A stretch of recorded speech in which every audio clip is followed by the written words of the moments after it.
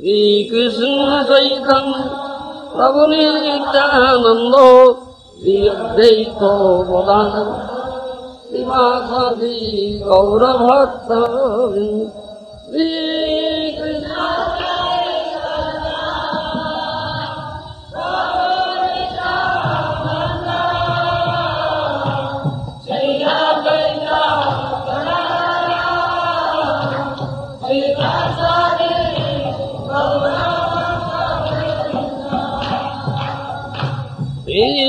Krishna Hare Krishna Krishna Krishna Hare Hare Hare Rama Hare Rama Rama Rama Hare Hare Hare Krishna Hare Krishna Krishna Krishna Hare Hare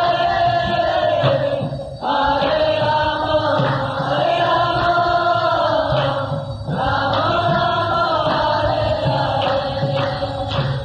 Krishna Chaitanya देव रति मति भावे प्रेम कल्प तरु बाबा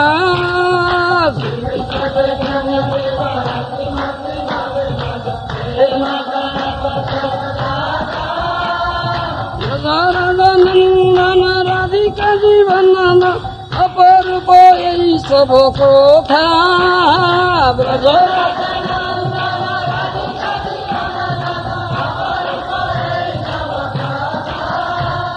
নবদ্বীপে অবতরী রাধা ভাব অঙ্গিক তার কান্তি অঙ্গের ভূষণ নবদ্বীপে অবতরী রাধা ভাব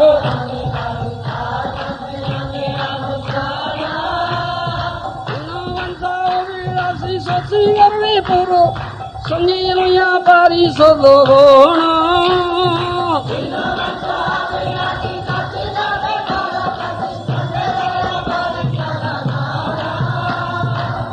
হরি অবতরী প্রেমের বাদর সাধিলা মনের নিজ কাজ Gour Hari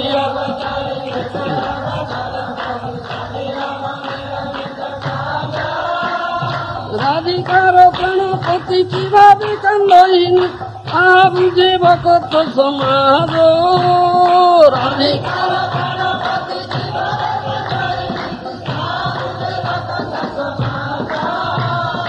Hare Krishna, Krishna Krishna, Hare Hare Rama, Rama Rama, Hare Hare, Hare Krishna, Krishna Krishna, Hare Hare Rama, Rama Hare Krishna, Krishna Hare Hare Rama, Rama Rama, Hare Hare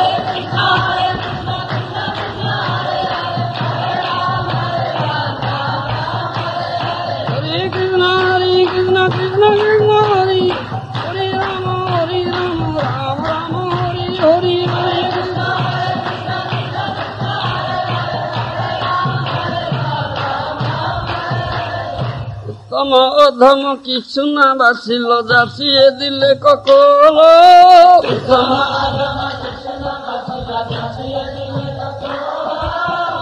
Premananda ইমন গৌরাঙ্গে হৃদয় ধরিয়া বল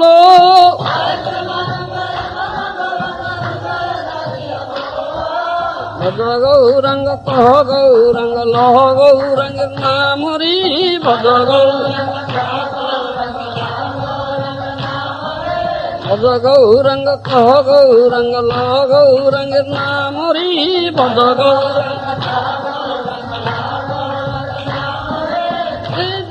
গৌরাঙ্গ ভজি শ্রী হই আমার প্রাণ হরি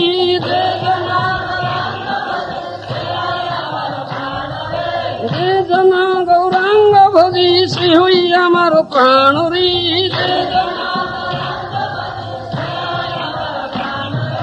ভজ গৌরাঙ্গ কহ গৌরাঙ্গ লহ গৌরাঙ্গের নাম হরি ভজ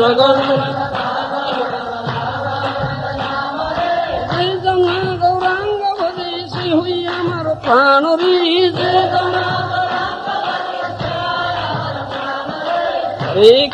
হরে Krishna Krishna Krishna Hare Hare Ram Ram Ram Hare Krishna Hare Krishna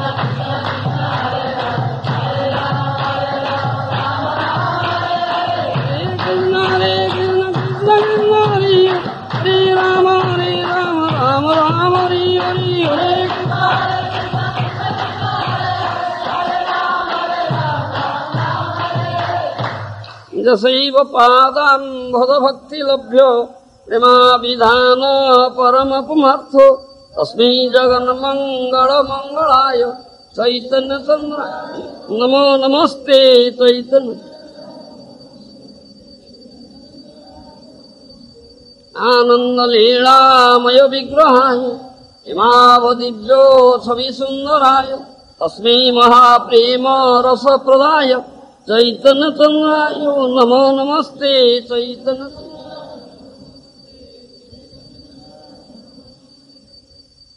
जन्नातं कर्मनिष्ठेन च समधिगतं जत्तपध्यान योगैर्वैराग्यैस्त्यागस्तत्तस्तुतिभिरपि न तत्कीर्तन चापि कैश्चित् गोविन्द प्रेम भाजाङ्गपि न च करितं यद्रहस्यं स्वयं च नाम्नैव प्रादुरासीदवतरति परिजतं नमामि गौरम् चन्द्राय नमः श्री चैतन्य चरितामृतम् आदिलीला त्रयोदश परिच्छेद चैप्टर 30 text 93 जय जय ध्वनि हैल सकल भुवन जय जय ध्वनि हैल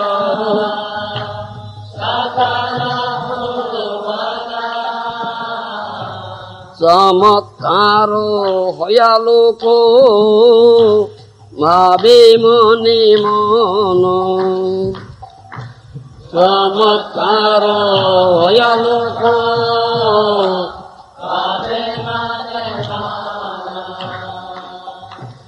जगत भरियालोको बोले हरि हरि जगत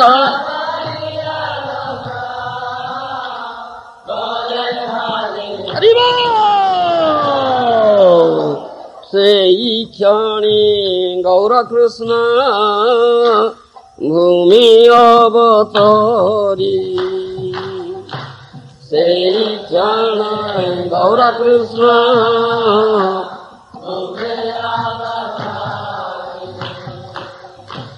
प्रसन्न हईल सब जगतेर मन प्रसन्न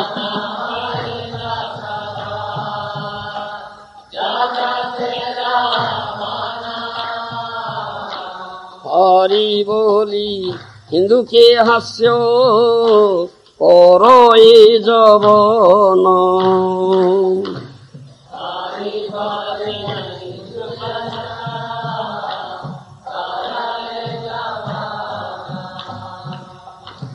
हरि बोली नारी गण देई हुड़ा हुड़ी हरि बोली नारी गण देई हुड़ा हुड़ी स्वर्गे वाद्यो नृत्य करे देव कुतूहली स्वर्गे वाद्य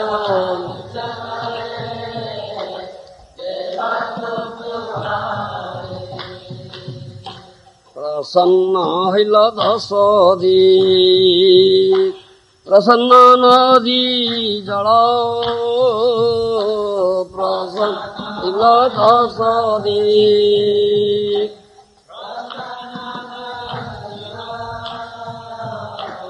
थावर जंगम हईल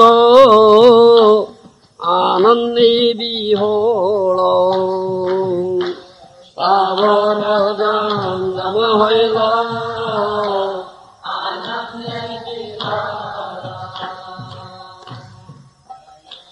भुवन चमत्कार पयालोक भावे मने mana. All people thus chanted the Hare Krishna Mahamantra during the lunar eclipse and their minds were struck with wonder. जगत भरिया लोक बोले हरि हरि sei क्षणे गौर कृष्ण भूमि अवतरी. When the whole world was thus chanting the holy name of the Supreme Personality Godhead Krishna in the form, when the whole world was thus chanting the holy name of the Supreme Personality Godhead, Krishna in the form of Gaura Hari advented himself on the earth. प्रसन्न हईला सब जगतेर मन हरि बोली हिंदू के हास्य करो ए जवन. The whole world was thus pleased, while the Hindus chanted the holy name of Lord. The non-Hindus, especially the Mohammedans, jokingly imitated the words. Although the Mohammedans or non-Hindus have no interest in chanting holy name of the Lord, the Hare Krishna Mahamantra, while the Hindus in Navadip chanted during the lunar eclipse, the Mohammedans also imitated them. Thus the Hindus and Mohammedans joined together in chanting the holy name of the Lord when Sri Chaitanya Mahaprabhu advented himself. Hari boli nari gana devi hula huli, Sorge Badya Nritya Kare Deva Kutuhali. While all the ladies vibrated the holy name of Hari on earth, in the heavenly planets, dancing and musing were going on, for the demigods were very curious. Prasanna haila dasadik, prasanna nadi jala, thavara jangama haila anande vihola. In this atmosphere, all the 10 directions became jubilant, as did the waves of the rivers. Moreover, all beings moving and non-moving are overwhelmed transcendental bliss. Krishna Krishna Hari Hari नाम कीर्तन करी नदिया बासी गंगा स्नान करुचंती. समस्त जहा कहउची सकल भुवन समस्त जहा 14 भुवन हरे कृष्ण महामंत्र कीर्तन ध्वनि रे झंकृत होउची. चमत्कार होइला लोक भावे मने मन लोक मानकर मन बड़ चमत्कार हो जाइछि. जगत भरिया लोक बोले हरि हरि से क्षणे गौर कृष्ण भूमि अवतरी. जगतर समस्त लोक से समय हरि हरि उच्चारण करुछन्ति. से समय गौर हरि भूमिष्ठ हेले. प्रसन्न हईल सब जगतेर मन हरि बोली हिंदू के हास्य करे जवन. जेतबळे हिंदू माने ए हरिनाम कीर्तन करुछन्ति, the whole world was pleased, समस्त जगत आनंदित होइछि. से समय नन हिंदू अण हिंदू अर्थात मोहम्मदान मुसलमान जवनगण थट्टा परिहास करिकरी मध्य हरि शब्द उच्चारण करछन्ति. यापरे भाष्य देई आमर परमाराध्य गुरुदेव श्री श्रीमद श्री भक्ति वेदांत स्वामी प्रभुपाद जी महाराज कहिसन्ति, although the Mohammedans or non-Hindus have no interest in chanting the holy name of the Lord, the Hare Krishna Mahamantra, while the Hindus in Navadip chanted during the lunar eclipse, Mohammedans also imitated them. Hindu, ম্লেচ্ছ জবন মোহাম্মদান মুসলমান গণଙ୍କର ଏ ହରେ କୃଷ୍ଣ ମହାମନ୍ତ୍ର କୀର୍ତ୍ତନରେ କୌଣସି ଆଗ୍ରହ ନଥାଏ. ତଥାପି ସେ ଚନ୍ଦ୍ରଗ୍ରହଣ ସମୟରେ ନବଦ୍ୱୀପର ହିନ୍ଦୁଗଣ ଯେତେବେଳେ ହରି କୀର୍ତ୍ତନ ହରିଧ୍ୱନି କରି ଗଙ୍ଗା ସ୍ନାନ କରିବାକୁ ଯାଉଥିଲେ, ସେତେବେଳେ ମୋହାମଦାନ ମୁସଲମାନ ମାନେ ମଧ୍ୟ ଅନୁକରଣ କରି ହରି ଉପହାସ କରିକି ମଧ୍ୟ ହରି ହରି କହୁଥିଲେ. Thus the Hindus and Mohammedans joined together in chanting the holy name of the Lord when Sri Chaitanya Mahaprabhu advented himself. ଏପରି ଭାବେ ମହାପ୍ରଭୁ ଯେତେବେଳେ ଅବତୀର୍ଣ୍ଣ ହେଉଛନ୍ତି, ଭୂମିଷ୍ଠ ହେଉଛନ୍ତି, ସେତେବେଳେ ଉଭୟ ହିନ୍ଦୁ ଆଉ ମୁସଲମାନ ଉଭୟ ଏକତ୍ର ହେଇକରି ହରିନାମ ଉଚ୍ଚାରଣ କରିଛନ୍ତି.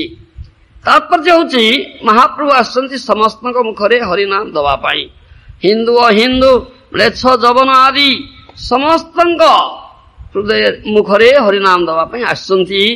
ତାଙ୍କର ଭୂମିଷ୍ଠ ହେବା ସମୟରେ ମଧ୍ୟ ତାହା ପ୍ରକାଶ ପାଇଛି. ମୁସଲମାନ ମାନେ ଥଟ୍ଟା ପରିହାସ କରିକି ମଧ୍ୟ ହରି ବୋଲି କହିଛନ୍ତି. ଏଥିପାଇଁ ସମଗ୍ର ଜଗତରେ ହରିନାମ ଝଙ୍କୃତ ହେଇଛି. ଏ ହେଲା ତାତ୍ପର୍ଯ୍ୟ ଏଠି. ସେଥିପାଇଁ ଆମର ଅଛି ନାମ ତତ୍ତ୍ୱ ସମ୍ବନ୍ଧରେ କଥା ଅଛି.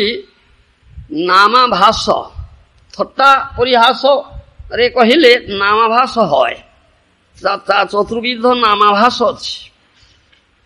ଶ୍ରୀମଦ୍ ଭାଗବତ षष्ठ स्कंदरे कहाइछि you have that book Bhagavat सांकेत्यं पारिहास्यं वा स्तोभं हेळनं एव वा वैकुंठ नाम ग्रहणं अशेषाघहरं विदुः षष्ठ स्कंद भागवत द्वितीय अध्याय 14 श्लोक कथा कहुछि you find out 6th canto 2nd chapter 14th verse सांकेत्यं पारिहास्यं वा स्तोभं हेळनं एव वा वैकुंठ नाम ग्रहणं अशेषाघहरं विदुः सांकेत्य अर्थात अन्य वस्तु को लक्ष्य करी जो नाम उच्चारण होय ता सांकेत्य कहा जाए परिहास परिहास छल थट्टा करी नाम उच्चारण ले परिहास होय स्तोभ अर्थात अगौरवर सहित नाम उच्चारण अर्थात जो माने थिएट्रिकल परफॉर्मेंस रंगमंच रे नाटक करती सेमानकर नाम गान रुचि न थाए तथापि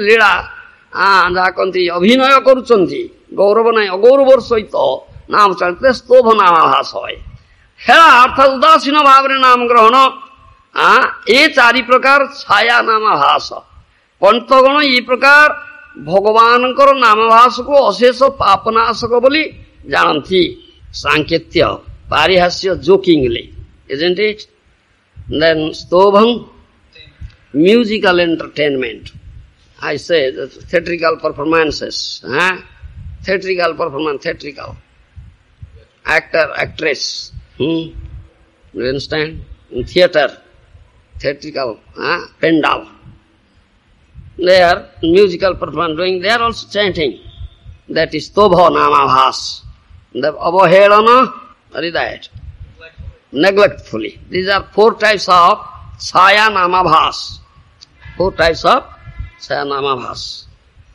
is said so vaikuntha नाम ग्रहणं अशेषाघहरं विदु गान बाजना करचंती नृत्य गीत करचंती सेठी समाने मध्य हरि कीर्तन करचंती हरि नाम उच्चारण करचंती सीता स्तोभ नामाभास होची आउ हेळन अवहेला उदासीन भाव रे नाम ग्रहण कले से मध्य स्तोभना हेळन नामाभास होए 4 प्रकार सांकेत्य छाया नामाभास ये 4 प्रकार छाया नामाभास है पंचगण प्रकार भगवान का नामाभास को अशेष पापनाशक बोली कहते अजामिल ये नामाभास हो जाइथला से नाम अपराध ही नथिला पुत्र को संकेत करी नारायण नाम उच्चारण करथला भगवान को डाकिने हे भगवान नारायण मु बड़ पापी अछि मोर पाप दूर कर ये उद्देश्य डाकी नहीं तार पुत्र को संकेत कर नारायण नाम उच्चारण करथला से नामाभास स्थिति पाइथला नाम अपराध ही नथिला आमर नामापराध 10 नामापराध भितर अच्छी अपराध नाम बड़े पाप बुद्धि नाम बड़े पाप बुद्धि एक नामापराध अच्छी एक कृष्ण नाम करे सर्व पाप क्षय गोटे कृष्ण नाम रे पाप क्षय करिबार शक्ति अच्छी जे पापी पाप करि परिबो ना कथा अछि तेणु ये कथा जे जानला था तो बड़ सुंदर अस्त्र एक मत मिली सुजोग मिली अस्त्र मिली मु तो बहु पाप करछि तेणु मु हरे कृष्ण कहिबी पाप क्षय कर देबी पुणी नूतन पाप करी पुणी हरे कृष्ण कहि पुणी पाप क्षय करी नूतन नाम बल पाप बुद्धि कर चलो ताले नाम अपराध हो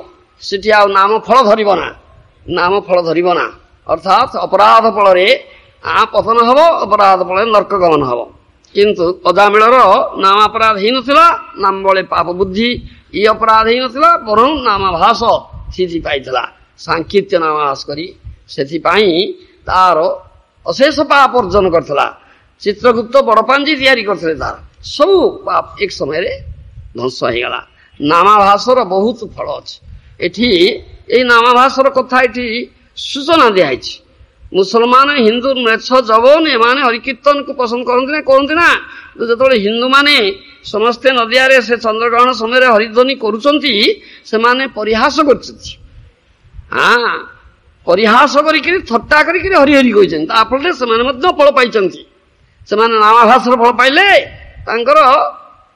जो पातक पाप नष्ट हो गला कथा अच्छी हरदास ठाकुर चरित्र अच्छी हरदास ठाकुर मेछ जबन कोड़े जन्म होते किंतु भगवान कृष्ण प्रिय भक्त थे 3 लाख नाम करते बराबर शुद्ध नाम करते आज केते दंड देछि मारदेवा चाहिए କିନ୍ତୁ ସେ ତୁଣ୍ଡରୁ ହରିନାମ ଛାଡ଼ିନା ଖଣ୍ଡ ଖଣ୍ଡ ହୋଇ ଯଦି ଦେହୁ ଯାଏ ପ୍ରାଣ ତବେ ତୁଣ୍ଡୁ ନା ଛାଡ଼ିବ ହରିନାମ ଖଣ୍ଡ ଖଣ୍ଡ ହୋଇ ପ୍ରାଣ ଛାଡ଼ିଗଲେ ସୁଦ୍ଧା ହରିନାମ ଛାଡ଼ିବି ନା ଇ କଥା ଦେଖା ହେଇଛି। ସେ ନାମାଚାର୍ଯ୍ୟ ହେଲେ ମହାପ୍ରଭୁ ତାଙ୍କୁ ନାମାଚାର୍ଯ୍ୟ କରିଛନ୍ତି। ନାମ ତତ୍ତ୍ୱ ସୁନ୍ଦର ଭାବରେ କହିଛନ୍ତି। ମ୍ଲେଚ୍ଛ ଯବନ ସେ କ୍ରୋଧ କରୁଛି। ଯେତେବେଳେ କ୍ରୋଧ କରେ ସେ କହେ ହରାମ କାହାଙ୍ଗା ହରାମ କହିକି ରାମ ନାମ ଉଚ୍ଚାରଣ କଲାଣି କ୍ରୋଧ କରିକିରି ହରାମ କାହାଙ୍ଗା ହରାମ କହିଲା ବେଳକୁ ରାମ ନାମ ଉଚ୍ଚାରଣ କଲାଣି ରାମ ନାମ ଉଚ୍ଚାରଣ କରି ଗୋଟେ ମ୍ଲେଚ୍ଛ ହରାମ କହିକିରି ଏତେ କ୍ରୋଧ ହେଇଗଲା ଯେ ହରାମ କହିକିରି ମରିଗଲା ମୁକ୍ତି ପାଇଗଲା। ହରାମ କହିଲା ରାମ ନାମ ଉଚ୍ଚାରଣ କଲାଣି କ୍ରୋଧ କରିକିରି। ଇ ନାମର ଫଳ ଏ ପ୍ରକାର ଅଛି। ନାମ ନାମାଭାସର ଫଳ ଭେଦ ଅଛି। ପଦ୍ମ ପୁରାଣ ସ୍ୱରଖଣ୍ଡରେ କୁହାଯାଇଛି ନାମେ କୁଞ୍ଜସ୍ୟ ବାଚି ସ୍ମରଣ ପଥଗତଂ ଶ୍ରୋତ୍ରମୂଳଂ ଗତଂ ବା ଶୁଦ୍ଧଂ ବା ଶୁଦ୍ଧବର୍ଣ୍ଣଂ ବ୍ୟବହିତ ରହିତଂ ତାରେତେବ ସତ୍ୟଂ ତତ୍ସେ ଦେହ ଦ୍ରବୀଣ ଜନତା ଲୋହ ପାଷଣ୍ଡ ମଧ୍ୟରେ ନିକ୍ଷିପ୍ତଂ ସ୍ୟାନ ଫଳଜନକଂ ଶୀଘ୍ରମେବାତ୍ର ବିପ୍ର। ଏ ପଦ୍ମପୁରାଣରେ ମଧ୍ୟ ନାମ ନାମାଭାସର ଫଳଭେଦ ସମ୍ବନ୍ଧରେ କଥା କୁହାଯାଇଛି। ଯାହାର ଏକୋଟି ମାତ୍ର ହରିନାମ ମୁଖରେ ଉଦିତ ସ୍ମରଣ ପଥଗତ ବା ଶ୍ରୋତ୍ରମୂଳ ପ୍ରାପ୍ତ ହଏ ତାହା ଶୁଦ୍ଧ ବର୍ଣ୍ଣରେ ଉକ୍ତ ହଉ ବା ବ୍ୟବଧାନ ଯୁକ୍ତ ଅଶୁଦ୍ଧ ବର୍ଣ୍ଣରେ ହିଁ ହଉ ବ୍ୟବଧାନ ରହିତ ହିଁ ହଉ ଅଥବା ଖଣ୍ଡୋଚ୍ଚାରିତ ହଉ ନାମ ଗ୍ରହିତାକୁ ଅବଶ୍ୟ ହିଁ ଉଦ୍ଧାର କରିବ। ଏ ନାମାଭାସ ହେଇଯାଏ।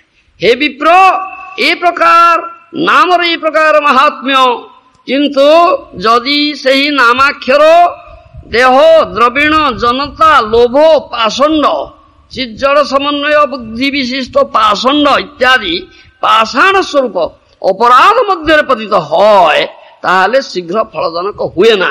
ଅର୍ଥାତ୍ ନାମାପରାଧ ନିବୃତ୍ତିର ଯେଉଁ ଉପାୟ ଅଛି ତାହା ଅବଲମ୍ବନ ନ କଲେ ନାମାପରାଧ ଦୂର ହୁଏ ନା। ଏ କାଲି ଆମେ ନାମାପରାଧ ନିବୃତ୍ତିର କଥା କହୁଥିଲେ। ତେଣୁ ନାମ ଆଉ ନାମାପରାଧର ଫଳଭେଦ କଥା ଏଠି ପଦ୍ମପୁରାଣରେ କୁହାଯାଇଛି। ଅଜାମିଳଙ୍କର ନାମାପରାଧ ହେଇନାହିଁ, ଅଜାମିଳଙ୍କର ନାମାଭାସ ହେଇଯାଇଛି। ମ୍ଲେଚ୍ଛ ଯବନ ଏଠି ପରିହାସ କରିକି ଥଟ୍ଟା କରିକି ହରି କହୁଛନ୍ତି ସେମାନେ ନାମାଭାସର ଫଳ ପାଇଯାଉଛନ୍ତି। ମହାପ୍ରଭୁ ସେଥିପାଇଁ ନାମାଭାସର ବହୁତ ଫଳ ଅଛି। ନାମାଭାସର ବହୁତ ଫଳ ଅଛି, ଅଶେଷ ଫଳ ଅଛି। ନାମାଭାସରେ ତ ମୁକ୍ତି ଶୀଘ୍ର ହିଁ ମିଳିଯାଉଛି। ସେଇଟା ପ୍ରମାଣ ଅଜାମିଳ।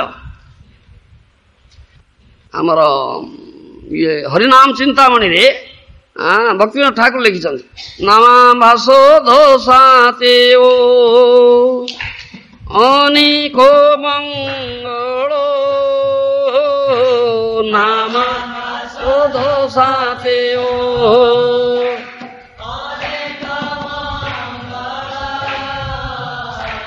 জীবের অবশ্য হয়ে সুকৃতি প্রবল জীবের অবশ্য হয়ে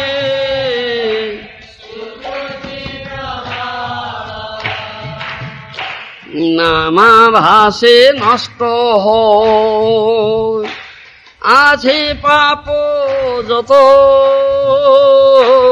নামাভাসে নষ্ট হয়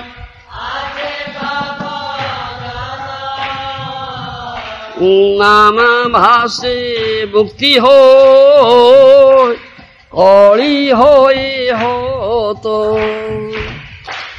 নামাভাসে মুক্তি হয়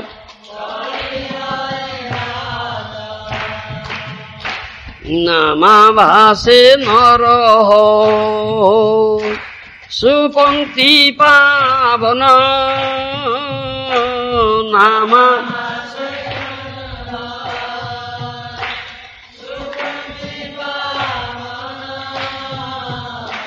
নামাভাসে সর্বরোগ হয় নিবারণ নামাভাসে সর্বরোগ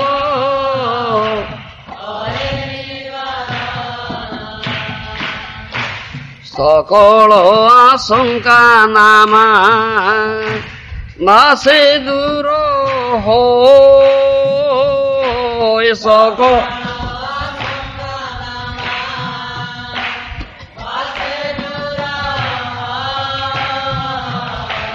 নামাভাসী সর্বরিষ্ট হইতে শান্তি পায়।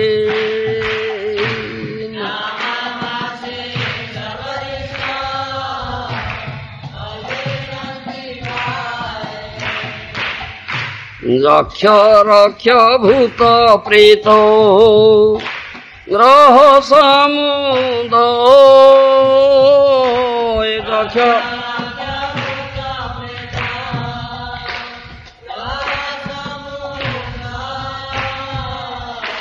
নামাভাসে সকল নর্থ দূরে যায়। নামাভাসে সকল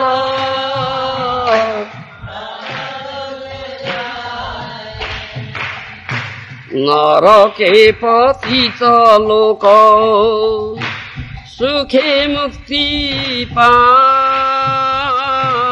নরকে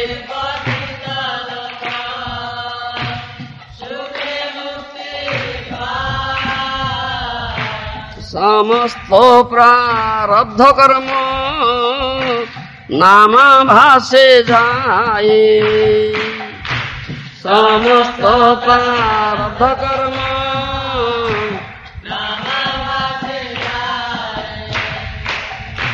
সর্ববেদাধিক সর্ব তীর্থ হইতে বড়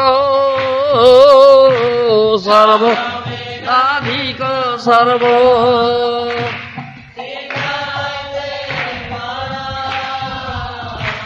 নামাভাস সর্বশুভ কর্ম শ্রেষ্ঠ থর।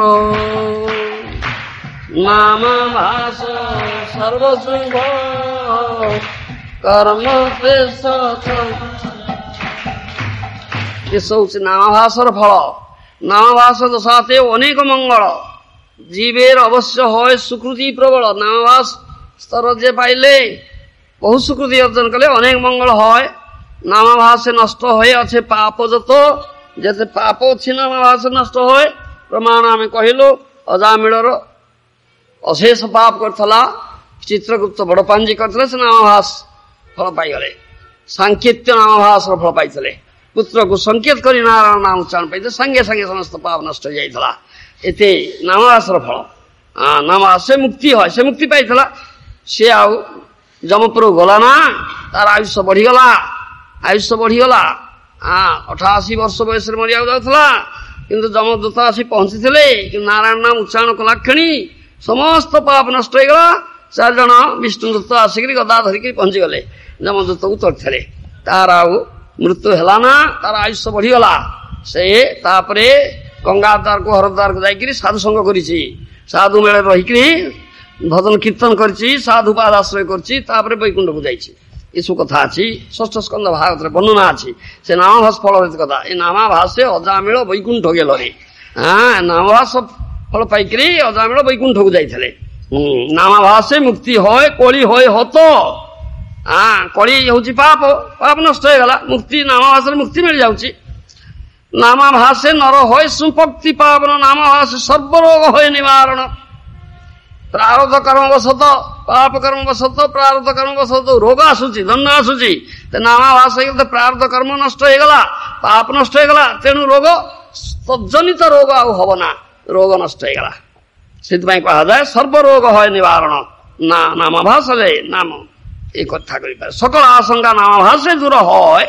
নামাভাসে সর্বরিষ্ট হইতে শান্তি পায়।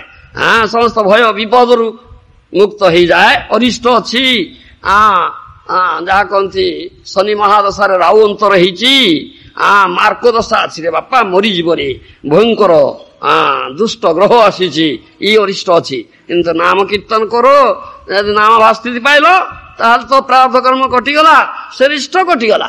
ସେଥିପାଇଁ ଲୋକମାନେ କଣ କରନ୍ତି ନା, ଗ୍ରହ ଶାନ୍ତି କରନ୍ତି, ଗ୍ରହ ପୂଜା କରନ୍ତି। ଶନି ଗ୍ରହର ପୂଜା କରରେ ବାପା, ଗ୍ରହ ପୂଜା କରନ୍ତି। କିନ୍ତୁ ଗ୍ରହ ପୂଜା କଲେ କଣ ହବ? ନାମ କରିବ, ହରିନାମ କରିବ, ତ ନାମାଭାସ ସ୍ଥିତି ପାଇବ, ତ ସବୁ ପ୍ରାରବ୍ଧ କର୍ମ ନଷ୍ଟ ହେଇଗଲା, ସବୁ ରିଷ୍ଟ କଟିଗଲା, ତୁମେ ମୁକ୍ତି ପାଇଗଲ। ଯକ୍ଷ ରକ୍ଷ ଭୂତ ପ୍ରେତ ଗ୍ରହ ସମୁଦୟ ନାମାଭାସ, সকল ଅନର୍ଥ।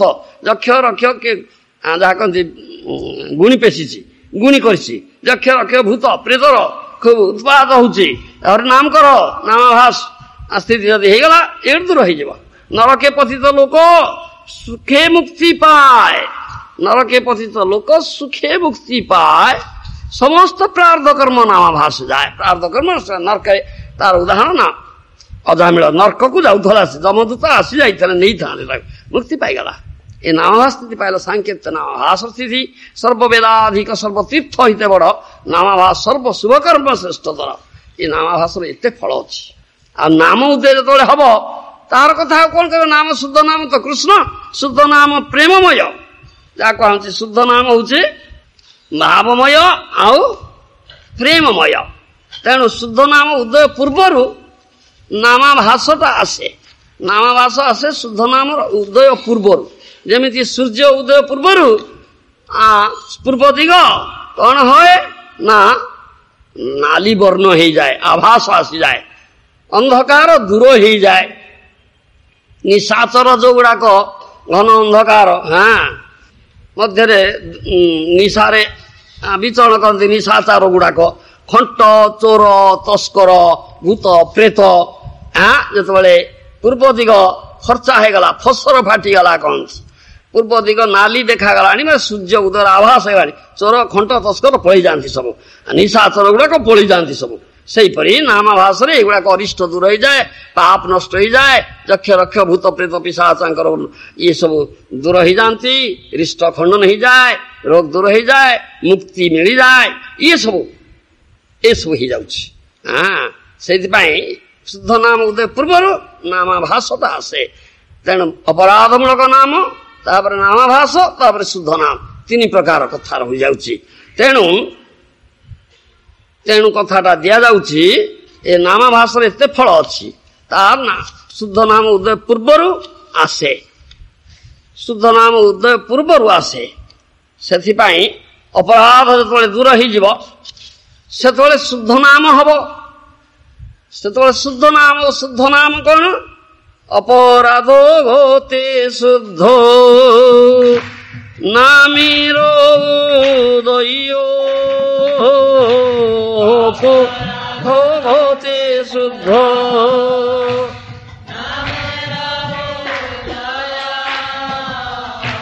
শুদ্ধ নাম ভাবময় আর প্রেমময়, শুদ্ধ নাম ভাবময় আর প্রেমময়। ତେଣୁ ଅପରାଧ ଯେତେବେଳେ ଦୂର ହେଇଯିବ ତାପରେ ଯାଇ ଶୁଦ୍ଧ ନାମ ହବ। ଶୁଦ୍ଧ ନାମ ଉଦୟ ହେଲେ ତା ଭାବମୟ ପ୍ରେମମୟ। ମୁଖ୍ୟ ପଥେ ଜୀବ ପାଏ କୃଷ୍ଣ ପ୍ରେମ ଧନ, ନିରପରାଧେ ନାମ ଲଇଲେ ପାଏ ପ୍ରେମ ଧନ। ଏ କଥା ଆମର ଅଛି। ନିରପରାଧ, ଅପରାଧ ଆଉ ନାହିଁ, ନିରପରାଧ ନାମ ହେଲେ ଶୁଦ୍ଧ ନାମ ହେଲେ କୃଷ୍ଣ ପ୍ରେମ ମିଳିଲା, କୃଷ୍ଣ ପ୍ରାପ୍ତ ହେଲା। ଶୁଦ୍ଧ ନାମର ଫଳ ଏଇଟା। ଆଉ ନାମାଭାସରେ ମୁକ୍ତି ପର୍ଯ୍ୟନ୍ତ ଆସିବ, ଆଉ ଅଧିକା ଆସିବ ନାହିଁ, ମୁକ୍ତି ପର୍ଯ୍ୟନ୍ତ ଆସିବ, ପ୍ରାରବ୍ଧ କର୍ମ ଦୂର ହେଇଯିବ। କିନ୍ତୁ ପ୍ରେମ ଯୋଉ ଶୁଦ୍ଧ ପ୍ରେମ ମିଳିବ ସେତେବେଳେ ସେଇ ପ୍ରେମ ମହାପ୍ରଭୁ ଦଉଛନ୍ତି। ନାମ ନୈବ ପ୍ରାଦୁର ଆସି ନାମ ଗାନ ଜରିଆରେ ସେଇ ପ୍ରେମ ଦଉଛନ୍ତି। ପ୍ରେମ ପୁରୁଷୋତ୍ତମ ଗୌର ହରି, ପ୍ରେମ ପୁରୁଷୋତ୍ତମ ଗୌରାଙ୍ଗ ସେଇ ପ୍ରେମ ଦଉଛନ୍ତି। ଅର୍ଥାତ୍ ସେ ଚାହୁଁଛି ତୁମେ ଶେଷକୁ ଯାଅ, ଅର୍ଥାତ୍ ଭଗବାନ କୃଷ୍ଣ ଯେ ଗୋଲକ ବୃନ୍ଦାବନ ଗୋଲକବାସୀ ହୁଅ, ବୈକୁଣ୍ଠବାସୀ କାହିଁକି ହବ? ନାମାଭାସ ସ୍ଥିତି ହେଲେ ତୁମେ ବୈକୁଣ୍ଠକୁ ଯାଇପାରିବ। ଅଜାମିଳ ବୈକୁଣ୍ଠକୁ ଗଲା, ନାମାଭାସେ ଅଜାମିଳ ବୈକୁଣ୍ଠ ଗେଲରେ, ଅଜାମିଳ ବୈକୁଣ୍ଠ ଗଲା। ନାମାଭାସ ସ୍ଥିତି ପାଇଲେ ସେ ମୃତ୍ୟୁ ହେଲା ନାହିଁ, ମୁକ୍ତି ପାଇଗଲା, ଆୟୁଷ ବଢିଗଲା। ଗଙ୍ଗା ଦ୍ୱାରକୁ ହରଦ୍ୱାରକୁ ଯାଇକିରି ସାଧୁ ସଙ୍ଗ ତାପରେ କରିଛି। ସେ ସାଧୁ ସଙ୍ଗ କରିକିରି ଭଜନ କୀର୍ତ୍ତନ କରିଛି, ତାପରେ ବୈକୁଣ୍ଠକୁ ଯାଇଛି। କିନ୍ତୁ ଶୁଦ୍ଧ ନାମ ଯେତେବେଳେ ହେବ ସେତେବେଳେ ପ୍ରେମ ମିଳିବ। ସେତେବେଳେ ତୁମେ ଟପମୋଷ୍ଟ ପ୍ଲାନେଟ ଚିତ୍ ଜଗତରେ ଥିବା ସର୍ବୋଚ୍ଚ ଲୋକ ଗୋଲକ ବୃନ୍ଦାବନ କୃଷ୍ଣ ଲୋକକୁ ଯିବ। ଏଇଟା କଥାଟା କୁହାଉଛି ଭାବମୟ ପ୍ରେମମୟ। ତେବେ ନାମାଭାସ ସ୍ଥିତି ଗୋଟେ ଇଣ୍ଟରମିଡିଏଟ୍ ଷ୍ଟେଜ, ମଧ୍ୟବର୍ତ୍ତୀ ସ୍ଥିତି, ଆଉ ସେଟା ବଡ ବିପଜ୍ଜନକ ସ୍ଥିତି। এই ସ୍ଥିତିରୁ ପତନ হয়, এই ସ୍ଥିତିରୁ ପତନ হবে। କିନ୍ତୁ ଶୁଦ୍ଧ ନାମ ଯଦି କୀର୍ତ୍ତନ ହଉଛି ତାହେଲେ ସେଥିରୁ ପତନର ସ୍ଥାନ କଥା ନାହିଁ। ଶୁଦ୍ଧ ନାମ କୀର୍ତ୍ତନରେ ପତନର କଥା ନାହିଁ। ପ୍ରେମ ସ୍ତରକୁ ଯଦି ଚାଲିଯାଏ ସେ ପତନ ହବ ନାହିଁ। ସେ ତ କୃଷ୍ଣକୁ ଏକମାତ୍ର ଧ୍ୟାୟ ବସ୍ତୁ କରିଛି, ଆଉ କୃଷ୍ଣ ପ୍ରେମ ତାର ଜାଗ୍ରତ ହେଇଯାଇଛି। ଆଉ ବିଧି ଧର୍ମ ଛାଡ଼ିବ ଯେ କୃଷ୍ଣର ଚରଣ ନିଷିଦ୍ଧ ପାପାଚାର ତାର କବୁ ନହେ ମନ। অজ্ঞানে বা হয় যদি পাপ উপস্থিত কৃষ্ণ তারে শুদ্ধ করে না করায় প্রায়শ্চিত, এই কথাটা কুହାଯାଉଛି। ସେତେବେଳେ ଆସିଯାଏ ଯେତେବେଳେ ଶୁଦ୍ଧ ନାମ ହେଇଯାଏ, ପ୍ରେମ ସ୍ତରକୁ ଆସିଯାଏ, ସେତେବେଳେ ପ୍ରେମରେ ଭଜନ କରୁଛି, ତା ବିଧି ନାହିଁ। ସେ ବୈଧି ସ୍ତରକୁ ଅତିକ୍ରମ କରିଯାଏ। ପ୍ରଥମ ସ୍ତରଟା ହେଉଛି ବୈଧି ଭକ୍ତି। ସାଧନ ଭକ୍ତିର ଦୁଇଟା ବିଭାଗ, ବୈଧି ଆଉ ରାଗାନୁଗା। ବୈଧି ଆଉ ରାଗାନୁଗା ଦୁଇ ବିଭାଗ, ଇଏ ସାଧନ ସ୍ତରରେ ରହିଛି। ତେଣୁ ଭାବ ଭକ୍ତି ପର୍ଯ୍ୟନ୍ତ ଏଇ ରାଗାନୁଗା ସାଧନ ସ୍ତର। ତେଣୁ ସାଧନ ଭକ୍ତି, ଭାବ ଭକ୍ତି, ପ୍ରେମ ଭକ୍ତି, ଭକ୍ତିର ତିନିଟା ସ୍ତର କଥା କୁହାଯାଉଛି। ପ୍ରଥମଟା ସାଧନ ଭକ୍ତି। ଆଉ ସାଧନ ଭକ୍ତିରେ ଦୁଇଟା ବିଭାଗ, ବୈଧି ଆଉ ରାଗାନୁଗା। ବୈଧି ମାନେ ବିଧି ମାନିବ, ସବୁ କଡ଼ାକଡ଼ି ଭାବରେ ବିଧି ପାଳନ କରିବ, ରେଗୁଲେଟିଭ ପ୍ରିନ୍ସିପଲ କହନ୍ତି। ଆମେ କଠିନ ଭାବରେ ଆମର ରେଗୁଲେଟିଭ ପ୍ରିନ୍ସିପଲ ଦିଆଯାଉଛି। କ'ଣ ନା ମତ୍ସ୍ୟ ମାଂସ ଆହାର ନାହିଁ, କୌଣସି ମାଦକ ଦ୍ରବ୍ୟ ସେବନ ନାହିଁ, ଗୀତ କ୍ରୀଡ଼ା ନାହିଁ, ଆଉ ଅବୈଧ ସ୍ତ୍ରୀ ସଙ୍ଗ ନାହିଁ, ଯୌନ କ୍ରିୟା ନାହିଁ। ଏ ଚାରୋଟି ସାଧନ ବିଧି, ତାକୁ କୁହନ୍ତି ରେଗୁଲେଟିଭ ପ୍ରିନ୍ସିପଲ। କଡ଼ାକଡ଼ି ପାଳନ କରିବ, ସଦ୍ଗୁରୁ ପାଦାଶ୍ରୟ କରିବ, ତାଙ୍କର ଆନୁଗତ୍ୟରେ ଭଜନ କରିବ, ଭଜନର ଶିକ୍ଷା ଦେବେ। ଗୁରୁଦେବ ଭଜନ ଶିକ୍ଷା ଦେବେ, ଭଜନ ଶିକ୍ଷାଦାତା ଶିକ୍ଷା ଗୁରୁ ଭଜନ ଶିକ୍ଷା ଦେବେ, ତାଙ୍କର ଆନୁଗତ୍ୟରେ ଭଜନ କରିବ। ତେଣୁ ଏଇ ତତ୍ତ୍ୱ ଗୁଡାକ ଗୁରୁଦେବ କହୁଛନ୍ତି। ସାଧନ ଭକ୍ତି ତତ୍ତ୍ୱ। ତାପରେ ଯେତେବେଳେ ଶୁଦ୍ଧ ହେଇଯିବ, ହୃଦୟ ବିଶୁଦ୍ଧ ହେଇଯିବ, ନାମାଭାସକୁ ଅପରାଧ ନ ହେଲା, ଶୁଦ୍ଧ ନାମ ସ୍ତରକୁ ଗଲ, ତାରେ ଭାବଟା ପରିପକ୍ୱ ହେଲେ ପ୍ରେମ ସ୍ତରକୁ ଗଲ। ସେଇଟା ହଉଛି ଶେଷ ସ୍ତର। ପ୍ରେମ ପୁରୁଷୋତ୍ତମ ଗୌରାଙ୍ଗ ସେଇ ପ୍ରେମ ଦଉଛନ୍ତି ଏଇ ନାମ ଗାନ ଜରିଆରେ। ନାମ ଶୁଦ୍ଧ ନାମ ହେଲେ ପ୍ରେମ ମିଳିବ, ନିରପରାଧ ନାମ ହେଲେ ପ୍ରେମ ମିଳିବ, ନହେଲେ ପ୍ରେମ ମିଳିବ ନା। ସେଥିପାଇଁ ନାମାଭାସ ସ୍ଥିତିଟା ଇଣ୍ଟରମିଡିଏଟ, ମଧ୍ୟବର୍ତ୍ତୀ ସ୍ଥିତି, ବିପଜ୍ଜନକ ସ୍ଥିତି। ବିପଦ କ'ଣ ନା ଏଇ ସ୍ଥିତିରୁ ପତନ ହବ, ଏଇ ସ୍ଥିତିରୁ ପତନ ହବ। ଯେ ଶୁଦ୍ଧ ନାମ ଯାହାର ମୁଖେ, ଯାହା ମୁଖରେ ଶୁଦ୍ଧ ନାମ ଅଛି, ସେ ଆଉ ବିଧି ତ ମାନେ ନା, ସେଠି ଆଉ ବିଧି ନାହିଁ, ସମ୍ପୂର୍ଣ୍ଣ ରୂପେ ନିଜକୁ ଭୁଲି ଯାଉଛି, କୃଷ୍ଣ ପ୍ରେମରେ ଉନ୍ମତ୍ତ ହେଇଛି, କୌଣସି ବିଧି ନାହିଁ। କିନ୍ତୁ ଗୋପୀମାନେ ବେଦ ମର୍ଯ୍ୟାଦା ଲଙ୍ଘନ କରିଛନ୍ତି। ଗୋପୀମାନେ ଗୋଇଠା ମାରି ଦେଇକିରି ପଳେଇ ଯାଉଥିଲେ। ଗୃହିଣୀ ସେ କଦାପି ଏଣ୍ଡୁରି ବନ୍ଧ ଦେଇକିରି ବାହାରକୁ ଯାଇପାରିବ ନା, ଗଲେ ବ୍ୟଭିଚାରିଣୀ ହେଇଗଲା, କୂଳଟା ହେଇଗଲା, ବ୍ୟଭିଚାରୀ ସମାଜରେ କଳଙ୍କ ରୁଟିବ। ଇଏ କଠିନ ନିୟମ ଅଛି ତା ପାଇଁ, କିନ୍ତୁ ସେମାନେ ମାନୁନାହାନ୍ତି, ଚାଲି ଯାଉଛନ୍ତି। କାରଣ ଇଏ ହଉଛି କୃଷ୍ଣ ପ୍ରେମର କଥାଟା, ସେଠି ବିଧି ନାହିଁ। ସର୍ବଧର୍ମାନ ପରିତ୍ୟଜ୍ୟ ମାମେକଂ ଶରଣଂ ବ୍ରଜ ଅନ୍ତଂଶ ପାପେଭ୍ୟ ମୋକ୍ଷୟିଷ୍ୟାମି ମା ଶୁଚ। ଏ ଶେଷ କଥା କହିଲେ, ଏଠି ରାଗମାର୍ଗ ଭକ୍ତିର କଥା କହିଛନ୍ତି ଭଗବାନ। କାଲି ଆମେ ସେ କଥା କହୁଥିଲେ, କୃଷ୍ଣ ରାଗମାର୍ଗ ଭକ୍ତିର କଥା ଗୀତାରେ କହିଛନ୍ତି। ଏଇଠି ପ୍ରେମ ଭକ୍ତିର କଥା ଗୀତାରେ କହିଛନ୍ତି। ତା ନହେଲେ ଏ ବିଧି ଗୁଡାକ ଗୋଇଠା ମାରି ଦେଇକି ଚାଲି ଯାଇ ପାରିବ ନା କେହି। ଏ ବିଧି କଠିନ, ଏଇଟା ଏ ବେଦବିଧି ଲଙ୍ଘନ ସହଜରେ ହିଁ ନାହିଁ। ସେଥିପାଇଁ ମର୍ଯ୍ୟାଦା ପୁରୁଷୋତ୍ତମ ରାମଚନ୍ଦ୍ର ହଉଛନ୍ତି ମର୍ଯ୍ୟାଦା ପୁରୁଷୋତ୍ତମ, ଯେ କି କଡାକଡି ଭାବରେ ବିଧି ପାଳନ କରିଛନ୍ତି। ଆଉ ବିଧିଟା ଶିଖେଇବା ପାଇଁ ଆସିଛନ୍ତି, ନିଜ ଆଚରଣ କରିଛନ୍ତି। ସେ ମର୍ଯ୍ୟାଦା ପୁରୁଷୋତ୍ତମ, ବିଧି ଲଙ୍ଘନ କରିନାହାନ୍ତି, ବେଦ ମର୍ଯ୍ୟାଦା ଲଙ୍ଘନ କରିନାହାନ୍ତି, ସେ ମର୍ଯ୍ୟାଦା ପୁରୁଷୋତ୍ତମ ରାମ। ସେଥିପାଇଁ ଯେତେବେଳେ ସୀତାଙ୍କୁ ବିସର୍ଜନ କଲେ, ପ୍ରାଣ ପ୍ରିୟା ସୀତାଙ୍କୁ ଅଶ୍ୱମେଧ ଯଜ୍ଞ କରିବାକୁ ଆସିଗଲା, ସ୍ଥିର କଲେ, କିନ୍ତୁ ସ୍ତ୍ରୀ ନଥିଲେ, ତୁମେ ଅଶ୍ୱମେଧ ଯଜ୍ଞ କରିପାରିବ ନା, ତେଣୁ ସୀତାଙ୍କୁ ତ ବିସର୍ଜନ କରିଛ, ତାହେଲେ କଣ ହବ? ଆଉ ଗୋଟେ ବିବାହ କର ନା, ମୁଁ ଏକ ପତ୍ନୀ ବ୍ରତ ଧର। ଗୋଟେ ପତ୍ନୀ, ଏ ବିଧି ଶିଖେଇବା ପାଇଁ, ଗୋଟିଏ ପତ୍ନୀ, ଏକ ପତ୍ନୀ ବ୍ରତ। ଦ୍ୱିତୀୟ ପତ୍ନୀ ଗ୍ରହଣ କରିବେ ନା, ତାହେଲେ ଅଶ୍ୱମେଧ ଯଜ୍ଞ କେମିତି କରିବ? କରିପାରିବ ନା। ତେଣୁ କଣ କଲେ? ସ୍ୱର୍ଣ୍ଣ ସୀତା ଗଢେଇଲେ, ସ୍ୱର୍ଣ୍ଣ ସୀତା ଗଢେଇକିରି ପାଖରେ ରଥ ବସେଇକିରି ଅଶ୍ୱମେଧ ଯଜ୍ଞ କରିଥିଲେ, ବିଧିକି କଡାକଡି ପାଳନ କରିଥିଲେ। ଏ ମର୍ଯ୍ୟାଦା ପୁରୁଷୋତ୍ତମ, ବେଦ ମର୍ଯ୍ୟାଦା ଲଙ୍ଘନ କରିନାହାନ୍ତି। କିନ୍ତୁ ଗୋପୀମାନେ ବେଦ ମର୍ଯ୍ୟାଦା ଲଙ୍ଘନ କରିଛନ୍ତି। ସେଥିପାଇଁ ଯେତେବେଳେ ଉଦ୍ଧବ ଆସିଛନ୍ତି ବ୍ରଜପୁରକୁ ପ୍ରେମର ସମ୍ବାଦ, ପ୍ରୀତିର ସମ୍ବାଦ ନେଇ ଦେବା ପାଇଁ ମଥୁରାରୁ ଆସିଛନ୍ତି ପ୍ରୀତିର ସମ୍ବାଦ ଦେବା ପାଇଁ ବିରହିଣୀ ଗୋପୀମାନଙ୍କୁ। ସେତେବେଳେ ଗୋପୀମାନଙ୍କର ଏ କୃଷ୍ଣ ପ୍ରେମ ଦେଖି ସେ ନିଜକୁ ଧିକ୍କାର କରିଛନ୍ତି। ସେ ନିଜକୁ ବଡ ମନେ କରୁଥିଲେ ଯେ କୃଷ୍ଣଙ୍କର ବଡ ପ୍ରିୟ ଲୋକ ବୋଲି।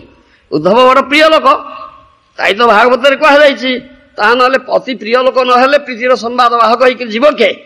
ସେଥିପାଇଁ ଉଦ୍ଧବକୁ ଡାକିକିରି ପଠେଇଛନ୍ତି, ଯା ଗଛ ବ୍ରଜ ସୌମ୍ୟ ଉଦ୍ଧବ ଗଛ ବ୍ରଜକୁ ଯାଅ ମୋର ଏ ପ୍ରୀତିର ସମ୍ବାଦ ନେଇକିରି ତାଙ୍କୁ ପଠେଇଛନ୍ତି। ନ ତଥା ଆମେ ପ୍ରିୟତମ ଆତ୍ମଯୌନିର୍ ନ ଶଙ୍କର ନ ସଂକର୍ଷଣ ନ ଶ୍ରୀର୍ ସ ନୈବାତ୍ମା ଯଥା ଭବାନ।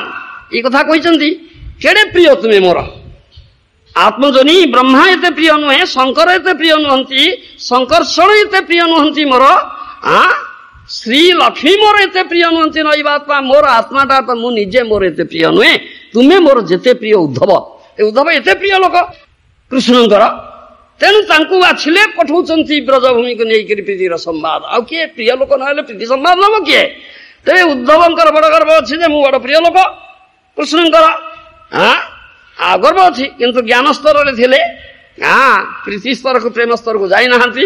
ତେଣୁ ଗୋପୀମାନଙ୍କ ସଙ୍ଗଲାଭ କଲେ ଯାଇକରି ପ୍ରୀତି ସ୍ତରକୁ ଆସିବେ, ଇଏ ଉଦ୍ଦେଶ୍ୟ ଅଛି କୃଷ୍ଣଙ୍କର। ସେଥିପାଇଁ ପଠଉଛନ୍ତି। ଯେତେବେଳେ ଗୋପୀମାନଙ୍କର ଇଏ ପ୍ରୀତି ଦେଖିଲେ, ଅହୋ କୃଷ୍ଣ ପ୍ରୀତି, ସେତେବେଳେ ସ୍ତମ୍ଭୀଭୂତ ହେଇଛନ୍ତି, ନିଜକୁ ଧିକ୍କାର କରିଛନ୍ତି। ଆରେ ମୁଁ କଣ ଭାବୁଥିଲି ମୁଁ ପ୍ରିୟ ଲୋକ ବୋଲି? ଏମାନେ କେତେ ପ୍ରିୟ କୃଷ୍ଣଙ୍କର, ଏମାନେ କଣ ନ କରିଛନ୍ତି? ଅସାମହ ଚରଣ ରେଣୁ ଯଶାମହ ବୃନ୍ଦାବନେ କିମପି ଗୁଳ୍ମଲତୌ ସଧୀନା ଯାଦୁଶ୍ଚର୍ଯ୍ୟା ସଦନଂ ଆର୍ଯ୍ୟପଦଂ ସହିତ୍ୱା ଭେଜୁର୍ମୁକୁନ୍ଦ ପଦବୀ ସୁଧିଭିମୃଜ୍ଞା। ଏ କଥା କହିଲେ ଉଦ୍ଧବ। ଏମାନଙ୍କର ଚରଣ ରେଣୁ ମୋର କାମନା, ଗୋପୀମାନଙ୍କର ଚରଣ ରେଣୁ ମୋର କାମନା। ଚରଣ ରେଣୁ ନ ପାଇଲେ ମୋର ଜୀବନ ସାର୍ଥକ ହବ ନା। କହ କୃଷ୍ଣ ପ୍ରୀତି ଏମାନେ କଣ ନ କରିଛନ୍ତି? ଏମାନେ କଣ ନ କରିଛନ୍ତି? ମାଗି ଟିକେ ଚରଣ ରେଣୁ ଦିଅ, ଦେବେ ନା ମତେ, ମୋର ଜୀବନ ସାର୍ଥକ ହବ କେମିତିକା? ତେଣୁ ବୃନ୍ଦାବନରେ ଗୁଳ୍ମଲତା ଔଷଧି ବୃକ୍ଷ ହେଇକି ଯଦି ଜନ୍ମ ହେବି, ଦୈବା ତାଙ୍କ ଗୋଡ ଟିକେ ମୋ ଦେହରେ ବାଜିଯିବ। ଯେତେବେଳେ କୃଷ୍ଣ ବିରହରେ ପଦଚାରଣ କରୁଥିବେ ବୃନ୍ଦାବନରେ ଗୋପୀଗଣ, ତା ଦୈବା ତାଙ୍କର ଗୋଡ ଟିକେ ମୋ ଦେହରେ ବାଜିବ, ତା ପଦ୍ମ ଟିକେ ଏମିତି ମିଳିଯିବ। ଅସାମହ ଚରଣ ରେଣୁ ଯଶାମହ ବୃନ୍ଦାବନେ କିମପି ଗୁଳ୍ମଲତା ଔଷଧିନା ଯା ଦୁଷ୍ଟର୍ଯ୍ୟା ସୋଦନ ଆର୍ଯ୍ୟପଥଂ ସହିତ। କଣ ଯା ତ୍ୟାଗ କରିବା କଠିନ, ସୋଦନ ଆର୍ଯ୍ୟପଥ ବେଦବିଧି ତ୍ୟାଗ କରିବା କଠିନ। ଗୃହିଣୀ ଗୁଡାକ ତ୍ୟାଗ କରି ପକେଇଲେ, ରାତି ଅଧରେ ନାହିଁ ଗଲେ, ଧିକ୍କାର କରି ଗୋଇଠା ମାରି ଦେଇଛନ୍ତି ବେଦବିଧି। ସର୍ବଧର୍ମାନ ପରିତ୍ୟଜ୍ୟ ମାମେକଂ। ଏ ହଉଛି ପ୍ରୀତିର କଥାଟା। ଏ ପ୍ରୀତି ନଥିଲେ ତୁମେ ଶରଣାଗତି ଆଚରଣ କରିପାରିବ ନା। ତମର ତ ପ୍ରତିବନ୍ଧକ ଆଚରଣ। ଆରେ କଣ କରିବି, ମୋର ତ ବନ୍ଧକ ହେଲା, ପ୍ରତିବନ୍ଧକ ବାଧା ଅଛି, ମୁଁ କେମିତି ଯିବି ରେ ବାପା, ଏ ତ ବାଧା ଅଛି। ତେଣୁ ଶରଣାଗତି ସହଜରେ ଆଚରଣ, ପୂର୍ଣ୍ଣ ଶରଣାଗତି, ପ୍ରକୃତ ଶରଣାଗତି ଆଚରଣ ହବ ନା ପ୍ରୀତି ନଥିଲେ। ଏଇଟା କଥାଟା ଏଠି ରାଗାନୁଗା ଭକ୍ତିର କଥା, ରାଗମାର୍ଗ ଭଜନର କଥା ଏଠି କୁହାଯାଇଛି, ଗୀତାରେ କୁହାଯାଇଛି ଏ କଥା। ସେଇଟା ପାଇଁ ଉଦ୍ଧବ ତାଙ୍କର ଚରଣରେଣୁ ପ୍ରାର୍ଥନା କରିଛନ୍ତି ଗୋପୀମାନଙ୍କର।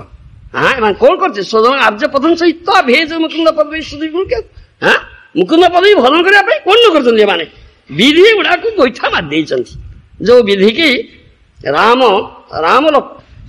ମର୍ଯ୍ୟାଦା ପୁରୁଷୋତ୍ତମ ରାମ ଲଙ୍ଘନ କରିପାରିନାହାନ୍ତି, ସୀତା ଦେବୀ ଲଙ୍ଘନ କରିପାରିନାହାନ୍ତି। ଏକ ପତ୍ନୀ ବ୍ରତ, ଏକ ପତିବ୍ରତ ଏମାନେ କଡ଼ାକଡ଼ି ବିଧି ପାଳନ କରିଛନ୍ତି। କିନ୍ତୁ ଗୋପୀମାନେ ଇଏ କରିଦେଇଛନ୍ତି, ବିଧିକୁ ଲଙ୍ଘନ କରୁଛନ୍ତି। ସେଥିପାଇଁ ରାଗାନୁକା ଭଜନ କଥା ଆସିବ, ବିଧି ଲଙ୍ଘନ ହେଇଯାଏ।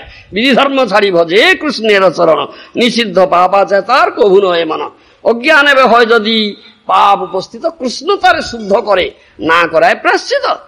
সেতବେଳେ ଆଉ ପାପ କଥାଟା ମନକୁ କୁଆଡ଼େ ଆସିବ? ମନଟା ତ ତନ୍ମୟ ହେଇଛି, ମନଟା ତ କୃଷ୍ଣ ପଦାରବିନ୍ଦରେ ତଲ୍ଲୀନ ହେଇଯାଇଛି। କୃଷ୍ଣ ଛଡା ଅନ୍ୟ କିଛି ଭାବନା ତାର ମନରେ ନାହିଁ, କୃଷ୍ଣ ଛଡା ଅନ୍ୟ କିଛି ଦର୍ଶନ ହିଁ ତ କରୁନାହିଁ। ତାର ହୃଦୟରେ କୃଷ୍ଣ ହିଁ ରହିଯାଇଛି ନା, ଆଉ ତ କିଛି ନାହିଁ। ତେଣୁ ପାପ ଚିନ୍ତାଟା କୁଆଡେ ଆସିବ? ବିଧି ଧର୍ମ ଛାଡିକିରି। ସେଥିପାଇଁ ବିଧି ଧର୍ମ ଛାଡିକିରି ଭଜନ କରାଯାଏ। ରାଗମାର୍ଗୀୟ ଭଜନରେ ବିଧି ନାହିଁ, ବିଧି ଧର୍ମ ଛାଡିକିରି ଭଜନ କରାଯାଏ। ଯେତେବେଳେ ଅଜ୍ଞାନ ବା ହୁଏ ଯଦି ପାପ ଉପସ୍ଥିତ, କୃଷ୍ଣ ତାରେ କ୍ଷମା করে না করায়। অজ্ঞানতা বশত যদি পাপ ହେଇଛି, এটা অজ্ঞানতা বশত ହେଇଛି, দৈবাত ହେଇଯାଇଛି, ହୃଦୟରେ ନାହିଁ, ଭିତରେ ନାହିଁ। ତାର ଉଦାହରଣ ବିଲ୍ୱମଙ୍ଗଳ ଠାକୁରଙ୍କର ଉଦାହରଣ ଆମେ ଦଉ। ବିଲ୍ୱମଙ୍ଗଳ ଠାକୁର ସେ ରାଗାନୁଗା ଭଜନ ମାର୍ଗରେ ସାଧକ ଭକ୍ତ ଥିଲେ, କିନ୍ତୁ ଏଇ ସ୍ଥିତି ପାଇଥିଲେ। ବୃନ୍ଦାବନ ଯାଉଛନ୍ତି, ବୃନ୍ଦାବନ ଯାଉଛନ୍ତି କୃଷ୍ଣ ହେଇକରି ବୃନ୍ଦାବନ ଯାଉଛନ୍ତି, ସାଧୁ ବେଶରେ ବୃନ୍ଦାବନ ଯାଉଛନ୍ତି। ବାଟରେ ଜଣେ ଯୁବତୀ ସ୍ନାନ କରୁଥିଲା, ଆଖିଟା ପଡିଗଲା।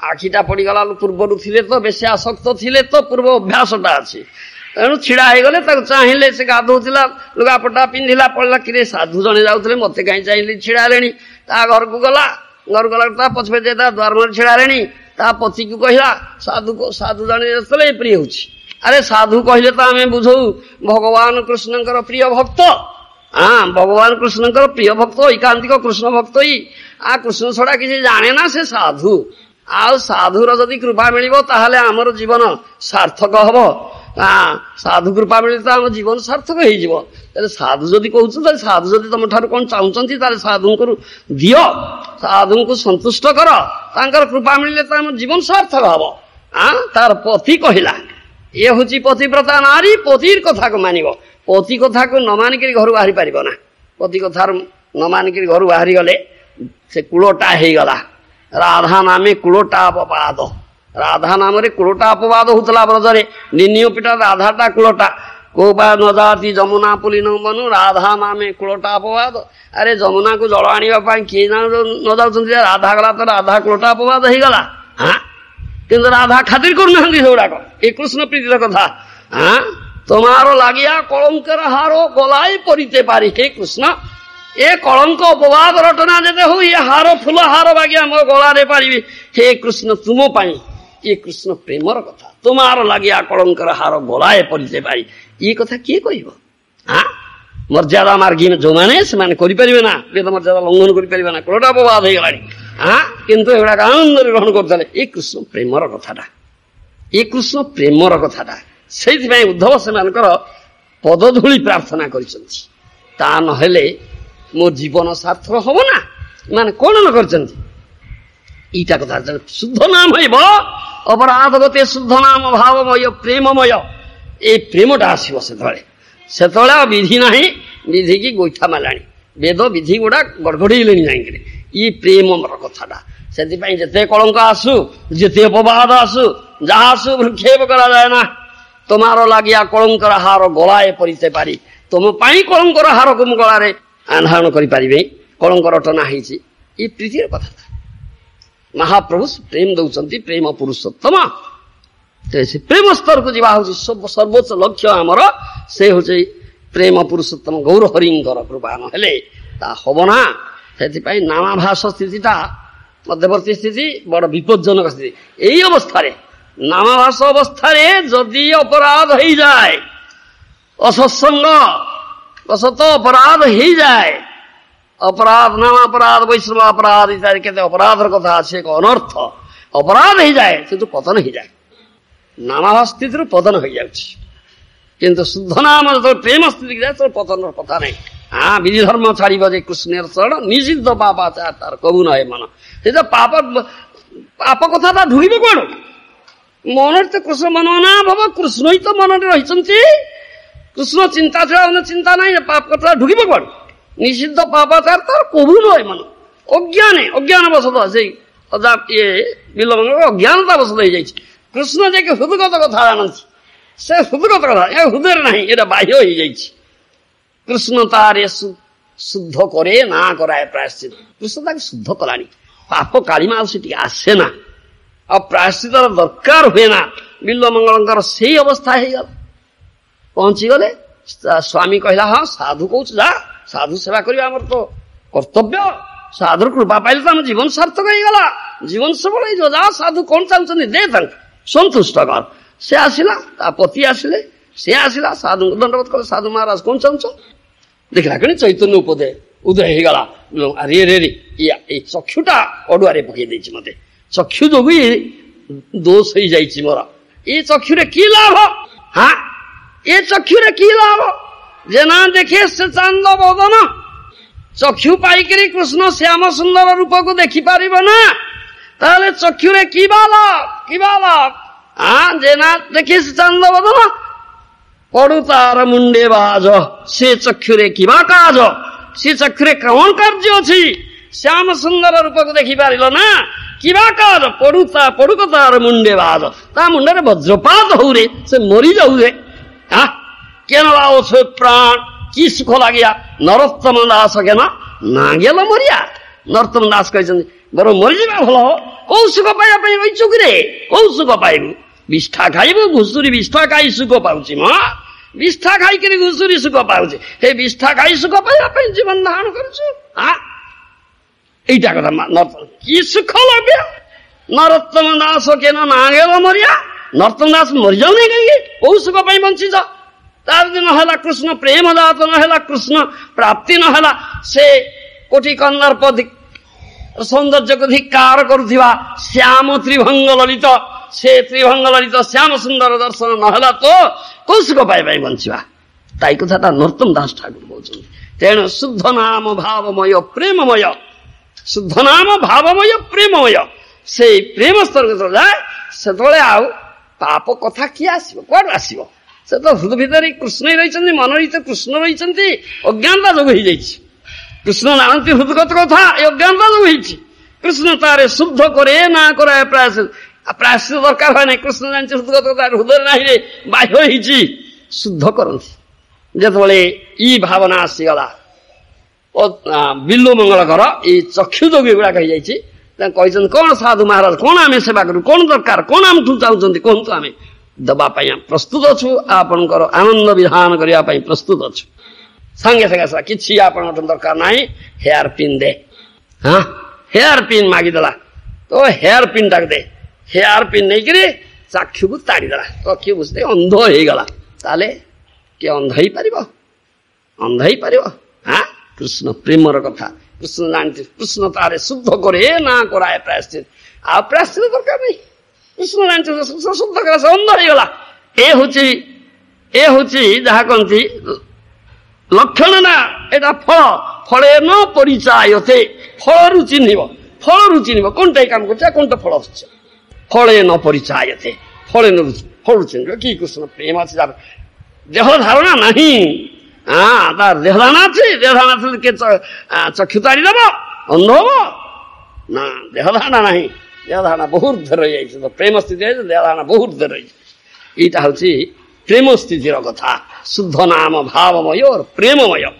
ଏ ଶୁଦ୍ଧ ନାମ ଉଦୟ ପୂର୍ବରୁ ନାମାଭାସ କଥାଟା ଆସେ। ଏ ନାମାଭାସଟା ବଡ ଡେଞ୍ଜରସ୍ ସିଚୁଏସନ, ବିପଜ୍ଜନକ ସ୍ଥିତି। କାରଣ ଏଇ ସ୍ଥିତିରେ ଯଦି ଅପରାଧ ହେଇଗଲା, ତୁମର ଅସତ୍ସଙ୍ଗ ଯୋଗୁ বা କୌଣସି କାରଣ ଯୋଗୁଁ ଅପରାଧ ହେଇଗଲା, ତାହେଲେ ପତନ ହବ। ଏଇଠୁ ପତନ হয়, ନାମାଭାସ ସ୍ଥିତିରୁ ପତନ হয়। ଶୁଦ୍ଧ ନାମ ଯାହା ରହୁଛି ତାର ପତନର ସ୍ଥାନ କଥା ନାହିଁ, ପ୍ରେମ ସ୍ତରରୁ ପତନର କଥା ନାହିଁ। କୃଷ୍ଣ ତାରେ ଶୁଦ୍ଧ କରେ ନା କରାଏ ପ୍ରାୟଶ୍ଚିତ। ଏ ଅଜାମିଳ, ସେ ବିଲ୍ଲ ମଙ୍ଗଳର କଥାରୁ ଆମେ କଥା ଜାଣିବା। ସେଠୁ ପ୍ରାୟଶ୍ଚିତ ଦରକାର ନାହିଁ, କୃଷ୍ଣ ଶୁଦ୍ଧ କରିଦେଲା। ଅନ୍ଧ ହେଇଗଲେ ସୁଦ୍ଧା ବୃନ୍ଦାବନ ଯାଉଥିଲା, କୃଷ୍ଣ ପହଞ୍ଚିଗଲେ। ହେରେ ବୃନ୍ଦାବନ ଯାଉଥିଲୁ ପରା ସାଧୁ, ତୁ ତ ଅନ୍ଧ ହେଲୁ, ଯିବୁ କେମିତି କିରେ? ଯିବୁ କେମିତିକା? ଆସେ ମୁଁ ଯାଉଛି ବୃନ୍ଦାବନ, ବାଟଟାକୁ ଧ। କୃଷ୍ଣ ନେଇଗଲେ ବୃନ୍ଦାବନକୁ। ସେ ଯଦି ତାର ପାପ କାଳିମା ଥାନ୍ତା, କୃଷ୍ଣ ଆସିଥାନ୍ତେ ତା ପାଖକୁ, ବା ଅନ୍ଧ ହେଇପାରିଥାନ୍ତା କି ସେ? କୃଷ୍ଣ ତା ପାଖକୁ ଆସିକିରି ବୃନ୍ଦାବନକୁ ହାତ ଧରିକି ନେଇଯାଇଥାନ୍ତେ କି? ନା, ପାପ ନାହିଁ। କୃଷ୍ଣ ତାରେ ଶୁଦ୍ଧ କରେ। ବିଧି ଧର୍ମ ଛାଡ଼ି ଭଜି କୃଷ୍ଣେର ଶରଣ, ନିଷିଦ୍ଧ ପାପାଚାର ତାର କବୁ ରହେ ମନ। କୃଷ୍ଣ ତାରେ ଅଜ୍ଞାନେ ବା হয় ଯଦି ପାପ, କୃଷ୍ଣ ତାରେ ଶୁଦ୍ଧ କରେ ନା କରାଏ ପ୍ରାୟଶ୍ଚିତ। କୃଷ୍ଣ ଶୁଦ୍ଧ করে, ପ୍ରାୟଶ୍ଚିତ ଦରକାର ପଡୁନି। ଇଏ ହଉଛି ପ୍ରେମର କଥାଟା, ଶୁଦ୍ଧ ନାମର କଥାଟା। এইটা কথাটা এটি আসি যাচ্ছে। নামাভাস স্থিতি হচ্ছে ডেঞ্জারাস সিচুয়েশন, বিপজ্জনক স্থিতি। এই স্থিতির সব প্রকার পতন হয়। এই স্থিতিরে বড় সাবধান হব সাধক। সাধক সাবধান হব, অসৎসঙ্গ যেপরি ন হয়, অপরাধ যেপরি ন হয়, ସେଥିପାଇଁ ବଡ ସାବଧାନ ହବ। ସେଥିପାଇଁ ନିତ୍ୟ ସାଧୁ ସଙ୍ଗ କରିକିରି ଶୁଦ୍ଧ ସାଧୁଙ୍କ ବେଳେ ରହି ଭଜନ କରିବା ପାଇଁ ପଡିବ। ସାଧୁ ସଙ୍ଗେ କୃଷ୍ଣ নাম এই মাত্র চাই, সংসার জিনিতে আর কোন বস্তু নাই। সাধু সঙ্গে কৃষ্ণ নাম এই মাত্র চাই, সংসার জিনিতে আর কোন বস্তু নাই। ইটা কথাটা। তেবে কহিবার তাৎপর্য এটি রহুছি যে উপহাস করিকিরি, ଥଟ୍ଟା କରିକିରି, ପରିହାସ କରିକିରି ଯବନ ଗୁଡାକ ମହମ୍ମଦ ଡାନ୍ସ ମ୍ଲେଚ୍ଛ ଯବନ ହରି ହରି କହିଛନ୍ତି। ସେତେବେଳେ ଯେତେବେଳେ ହିନ୍ଦୁ ମାନେ ହରିଧ୍ୱନି କରୁଛନ୍ତି, ମାନେ କହିବା ତ ମହାପ୍ରଭୁ ଆସିଛନ୍ତି, ସମସ୍ତଙ୍କ ମୁଖରେ ହରି ନାମ ଦେବେ। ଏପରି ପଶୁ ପକ୍ଷୀ ଝାରିଖଣ୍ଡ ବନରେ ଯେତେବେଳେ ଯାଇଛନ୍ତି, ପଶୁ ପକ୍ଷୀ ମାନଙ୍କ ମନରେ ଦେଇଛନ୍ତି, ତାଙ୍କୁ ନାମ କହିକି ନାଚେଇଛନ୍ତି। ମ୍ଲେଚ୍ଛ ଯବନ ତ ପତିତ ପାବନ ଗୌର ହରି। केते म्लेच्छ केते जवन केते पतितको उद्धार करछन्ति अनंत पातकी जने करिला उद्धार अनंत पातकी जगाई माधाई केडे बड पातकी अनंत पातकी उद्धार करछन्ति ए गौर हरिंकर कृपा गौर सुंदरंकर दया ए कृष्ण कीर्तन प्रवर्तक गौर सुंदरंकर दया गौर सुंदर आम्मानक भली मूढ़ जीव मानक प्रति परम करुणा अवसही आम्माने जो भाषा रे तांको कथा बुझी पारिबा से भाषा रे से आम निकट हरि कीर्तन करछन्ति सर्वावस्था रे सेवकगणकर प्रकार भेद अर्थात मनीष देवता पशु वृक्षलता प्रकृति सचेतन पदार्थ जगतर अचेतन पदार्थ समूह केते प्रकार कृष्णकर सेवा करिया समर्थ जे जोपरि भाव रे जो स्थान रे अवस्थित जहार आत्मप्रति जेपरि भाव रे उन्मेषित होइछि ताकू नहीं से एकमात्र सेव्य वस्तुर जो भाव रे जो प्रकार कृष्णकर सेवा करि पारे ताही गौर सुंदर जगत रे कीर्तन करछन्ति गौर सुंदर जतबळे पृथ्वी रे अवतीर्ण हेइतिले तळे मनीष पशु पक्षी कीट पतंग प्रस्तरादि समस्त तांकर अपूर्व कथा श्रवण करिवार सौभाग्य लाभ करथिले हां पाषाण विदरे पशु पक्षी झुरे सुनी जार गुणगाथा हां पाषाण विदरे पशु पक्षी झुरे सुनी जार गुणगाथा से गौरांगर गुणगाथा शुणी पाषाण तली जाइए तार प्रमाण अच्छी ओडिशा तो आइছে हाँ ओडिशा तो आइছে जा लालनाथ देखिबो ब्रह्मगिरी देखिबो केडे बड़ पाषाण तलছে तांकर होल बॉडी प्रिंट रही जाइছে हाँ पुरी मंदिर को गले देखिबो पाहाड़ चिन्ह अच्छी पुरी मंदिर को गले देखिबो गरुड़ पछ गरुड़ स्तंभ पछपटे दीटा आंगुठी देइथिले से पाषाण दाग आइছে ए पाषाण तोरड़ी पशु पक्षी जोरे शुणी जार गुण कथा गौर गुण कथा तेणु गौरांग महाप्रभु आसीदे समस्त उद्धार करने कृष्ण नाम कीर्तन ये तत्व जगत जेते बड़ संप्रदाय जेते बड़ श्रेष्ठ साधन उत्पन्न होउची से सब अत्यंत दुर्बल कैतवमय ताहा गौर सुंदर श्रीमद भागवत द्वारा जगत प्रकाश करछन्ति एवं पुणी देखे दे जाइछन्ति जे कृष्ण कीर्तन ही समग्र जगतर एकमात्र मंगल उपाय किंतु कृष्णकर कीर्तन हवा तो उचित जहा किछि भगवांछामूलक धारणा ताहा कृष्ण नुहे बद्ध जीवर इंद्रिय तोषण तर्पण चेष्टा कृष्ण कीर्तन नुहे मायार कीर्तन को यदि आम कृष्ण कीर्तन बोली भ्रम करू सुक्ति रे यदि आमर भ्रम होय आविधानिक शब्द बा अक्षर को यदि आम नाम बोली भूल कल्पना करू ताहले आम निश्चय वंचित हवा विल बी चिटेड वंचित हवा आम जड़ नामाक्षर सहित कृष्ण नामाक्षर भेद अछि श्रीकृष्ण शब्द श्रीकृष्ण नाम श्रीकृष्णाक्षर साक्षात श्रीकृष्ण बहुर्मिलित्वाद कीर्तनम तदेव संकीर्तनम अर्थात बहुलोक एकत्र ही जो कीर्तन करती तार नाम संकीर्तन कृष्ण कीर्तन केवल मात्र पीत वृद्धि करिवार कीर्तन नुहे झांग झांग था हाँ तेन थिन था ए नुहे हाँ कृष्ण कीर्तन के पीद वृद्धि करिवार कीर्तन नुहे मनुष्यर कल्पित कीर्तन नुहे जड़ भोगमय इंद्रिय तर्पण नुहे विशुचिका भल करिवार कीर्तन नुहे गाँव रे झाड़ा विशुचिका आस कीर्तन करी गाँ बुलिबा ए कीर्तन नुहे सामान्य जड़ मुक्तिर प्रार्थना नहीं कीर्तन हुए ना शुद्ध नामर कीर्तन जो प्रेम उच्छ्वास हम कृष्ण कीर्तन बीर्य विक्रम महाप्रभुंकर दया कृष्ण कीर्तन हेले निर्विशेषवादी बुद्धि विदूरित तार प्रमाण काशीर मायावादी प्रकाशानंद सरस्वती आदि हाँ कृष्ण कीर्तन हेले विषय आच्छन्न अति अभिनिविष्ट व्यक्तिगणकर प्रकृत सिद्धि लाभ हम ताहार प्रमाण प्रताप रुद्र किंग प्रताप रुद्र राजा प्रताप रुद्र कामिनी कांचन सेवा करता कृष्ण कीर्तन द्वारा गथर मुक्ति पथर मुक्ति पशु पक्षी स्त्री पुरुष आदि सर्वजीव और प्रकृत मुक्ति लाभ ही पारे श्रीमान महाप्रभु झारीखंड वन पथरे जीवा समय वृक्ष लता पशु पक्षी हिंस्र जंतु व्याघ्र सिंह प्रभृति ताहार उदाहरण केवल कृष्ण कीर्तन होउनाही बोली जीवर प्रकृत मुक्ति होउनाही। गौर सुंदर समस्त मंगल निमित्त उद्भिद पशु पक्षी मानव प्रत्येक जातिर मंगल निमित्त जगत को आस्थले प्रत्येक गर मंगल निमित्त जगत को आस्थले से सूचना दि जाए। हिंदू माने हरिहरि करछन्ति तो मेछ जबन मोहम्मदान माने परिहास करिगिरी जहाँ थट्टा करिगिरी परिहास करिगिरी हरि कहिछन्ति नाम भाषा बड़ पाउँछ। ए होछि कथा।